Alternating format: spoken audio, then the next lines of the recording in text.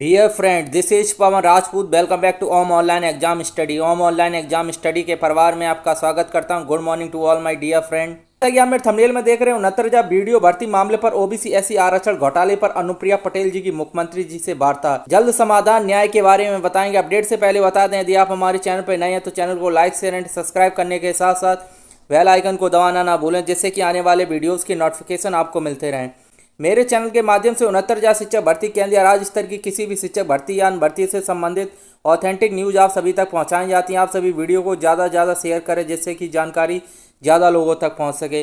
चलिए स्टार्ट करते हैं टुडेस ऑथेंटिक ब्रेकिंग न्यूज। 69,000 तथा वीडियो भर्ती में हुए ओबीसी एससी सीटों पर आरक्षण घोटाले को लेकर केंद्रीय मंत्री अनुप्रिया पटेल जी ने इसके जल्द समाधान के लिए मुख्यमंत्री से वार्ता की है। ओबीसी एससी पीड़ित अभ्यर्थियों के द्वारा ट्विटर पर चलाए गए हैशटैग ओबीसी आरक्षण बचाओ अभियान का ही परिणाम है कि लंबे समय बाद ओबीसी एससी अभ्यर्थियों की बात को केंद्रीय मंत्री अनुप्रिया पटेल जी के द्वारा मुख्यमंत्री के सामने रखा गया। 69,000 शिक्षक भर्ती में भी अपना दल पार्टी अध्यक्ष अनुप्रिया पटेल जी के द्वारा मुद्दे को लगातार उठाया जा रहा है, लेकिन अधिकारियों की गलती की वजह से इन अभ्यर्थियों को अभी तक न्याय नहीं मिल सका। अनुप्रिया पटेल जी के द्वारा ओबीसी एससी सीटों पर वीडियो भर्ती में हो रही आरक्षण सीटों पर लूट को लेकर मुख्यमंत्री जी को अपने लेटर पैड के माध्यम से पत्र लिखा गया है। वाणिज्य एवं उद्योग राज्य मंत्री अनुप्रिया पटेल जी के द्वारा मुख्यमंत्री जी को पत्र लिखा गया। विषय उत्तर प्रदेश अधीनस्थ सेवा चयन आयोग यूपी द्वारा आयोजित ग्राम विकास अधिकारी मुख्य परीक्षा के विज्ञापन में प्रकाशित कुल सापेक्ष अन्य पिछड़ा वर्ग आरक्षित वर्ग के अपेक्षाकृत कम पदों के विज्ञापन के संबंध में। आदरणीय मुख्यमंत्री जी, आप अवगत हैं कि माननीय प्रधानमंत्री जी ने नरेंद्र मोदी जी की नेतृत्व वाली एनडीए सरकार ने वर्ष 2014 से लेकर 2022 के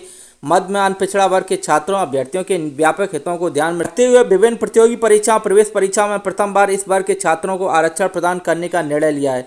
इस वर्ग में हर्ष व्याप्त तथा जिसमें कुछ परीक्षाओं का विवरण निम्नवत है। केंद्रीय विद्यालय प्रवेश परीक्षा, नवोदय विद्यालय प्रवेश परीक्षा, सैनिक स्कूल प्रवेश परीक्षा, नीट प्रवेश परीक्षा।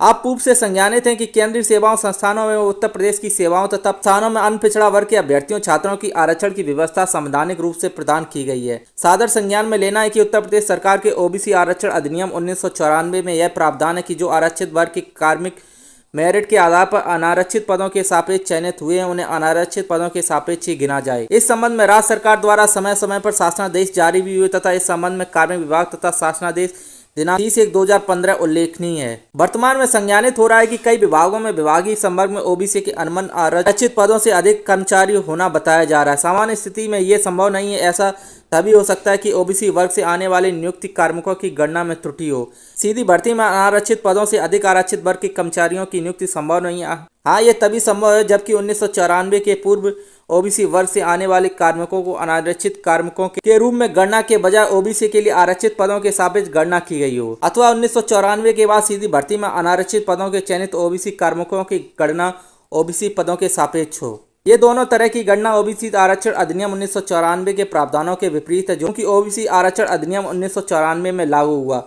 अतः इस अधिनियम के लागू होने के पूर्व चयनित ओबीसी वर्ग से आने वाले कार्मिकों को अनारक्षित पदों के सापेक्ष चयनित होने के कारण भी उन्हें ओबीसी में भी जोड़ा नहीं जाना चाहिए। केंद्रीय मंत्री अनुप्रिया पटेल जी के द्वारा वैश्य शिक्षा नियमावली 1994 के तहत आरक्षण नियमों में अनदेखी की जा रही। उन्होंने कहा कि 1994 नियमावली में लिखा कि चयनित ओबीसी वर्ग से आने वाले कार्मिकों के अनारक्षित पदों के सापेक्ष चयनित होने के कारण भी उन्हें ओबीसी में नहीं जोड़ा जाना चाहिए। उनका कहना है कि 1994 आरक्षण नियमावली के तहत किसी भी भर्ती में दो प्रकार के ओबीसी अभ्यर्थियों का चयन होता है। पहला, आरक्षित पदों पर आरक्षण के आधार पर ओबीसी कार्मिकों का चयन किया जाता है एवं दूसरा, अनारक्षित पदों पर मेरिट के आधार पर ओबीसी कार्मिकों का चयन। उन्होंने कहा कि रिक्त पदों की गणना करते समय अनारक्षित और आरक्षित पदों की गणना पर विशेष रूप से ध्यान देने की आवश्यकता है, जिससे विधिक रूप से विभिन्न आयोगों और अन्य माध्यम से होने वाले चयन में कार्रवाई हो, ऐसी विसंगतियों की पुनरावृत्ति न हो। इस हेतु एक शासनादेश भी निर्गत किए जाने की आवश्यकता है। उपयुक्त उल्लिखित नियमों एवं विभिन्न विभागों में हो रही व्यवहारिक रूप से त्रुटियों को इंगित करते हुए आपका ध्यान इस ओर आकर्षित करना है कि कुछ समय पूर्व चकबंदी लेखपाल के लिए विज्ञापन में ओबीसी वर्ग हेतु शून्य पद अंकित होने पर पिछड़ा वर्ग के प्रतियोगी छात्रों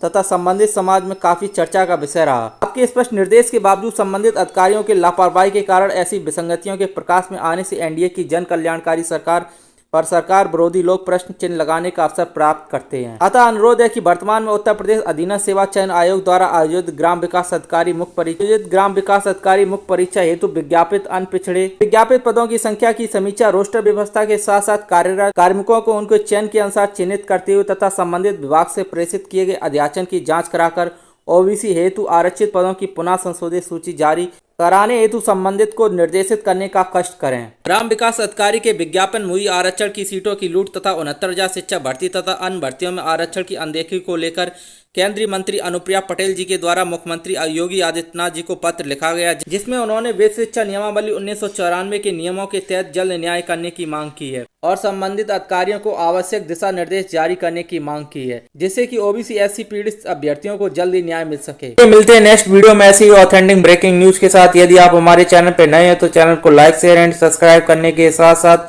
बेल आइकन को दबाना ना भूलें, जिससे कि आने वाले वीडियोस के नोटिफिकेशन आपको मिलते रहें। चैनल से रिलेटेड कोई सजेशन या सुझाव देना चाहते हैं तो कमेंट के माध्यम से बता सकते हैं। Thanks for watching to my channel.